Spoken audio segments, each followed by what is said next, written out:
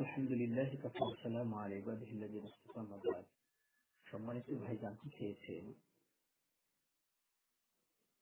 যে মিরাজের রজনীতে ইব্রাহিম আলাইহিস সালাতু সাল্লামের সঙ্গে রাসূল সাল্লাল্লাহু আলাইহি সাল্লামের দেখা হলে ইব্রাহিম আলাইহিস সালাতু সাল্লাম রাসূল সাল্লাল্লাহু আলাইহি সাল্লামকে বলেছিলেন যে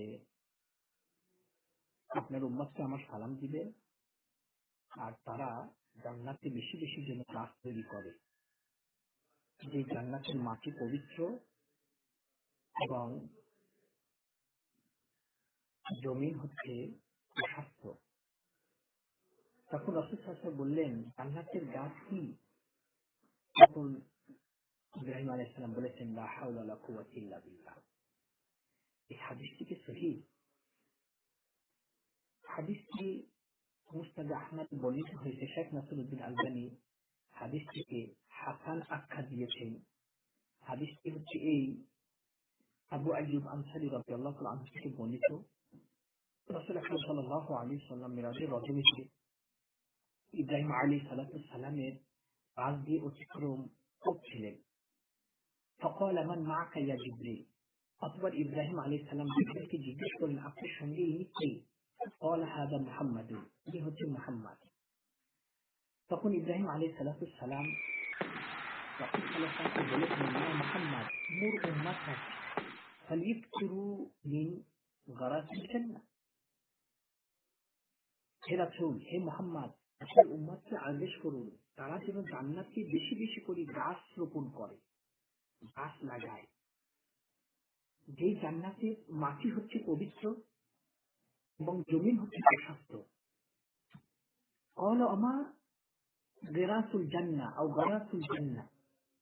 জান্নাতের গাছ কি? তখন ইব্রাহিম আলাইহিস সালাম বলেছেন, লা হাওলা ওয়ালা কুওয়াতা ইল্লা বিল্লাহ। এই হাদিসটি মুসনাদ আহমদে বর্ণিত হয়েছে। শেখ নাসিরউদ্দিন আলবানী হাসান বলেছেন। তবে বুখারী মুসলিমে বর্ণিত হয়েছে লা হাওলা ওয়ালা কুওয়াতা ইল্লা বিল্লাহ। এটি হচ্ছে কানজুন মিন কুনুজিল জান্নাহ। জান্নাতের গুপ্তধনের মধ্যে থেকে একটি গুপ্তধন স্বরূপ। এটি বুখারী মুসলিম শরীফে বর্ণিত হয়েছে লা হাওলা ওয়ালা কুওয়াতা ইল্লা বিল্লাহ।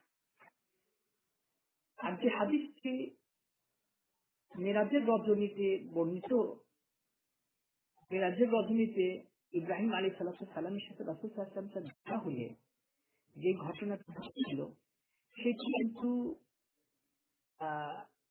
লা হাওলা ওয়ালা কুওয়াতা ইল্লা বিল্লাহ এটি মুসনাদ আহমদে বর্ণিত হয়েছে, কিন্তু তিরমিজিতে যেটি বর্ণিত হয়েছে, যেটি সহিহ হাদিস, সেটি হচ্ছে এই যে আব্দুল্লাহ বিন মাসউদ থেকে বর্ণিত। তিনি বলেন, রাসূল সাল্লাল্লাহু আলাইহি ওয়াসাল্লাম মিরাজের রজনীতে ইব্রাহিম আলাইহিস সালামের সঙ্গে সাক্ষাৎ হল। তারপর রাসূল সাল্লাল্লাহু আলাইহি ওয়াসাল্লামকে ইব্রাহিম আলাইহিস সালাম বললেন, আকরি উম্মাতাকা সালাম। আপনার উম্মতকে আমার পক্ষ থেকে সালাম প্রেরণ করুন। ওয়া আখবিরহুম, এবং তাদেরকে সংবাদ দিন যে নিশ্চয় জান্নাতের মাটি পবিত্র, জান্নাতের পানি অত্যন্ত সুস্বাদু,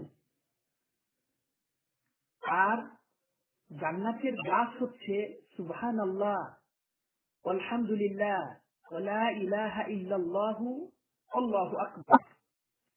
এই হাদিসটি হচ্ছে সহিহ হাদিস। এটি তিরমিজি শরীফে হাদিসটি বর্ণিত হয়েছে, হাদিসটি সহিহ।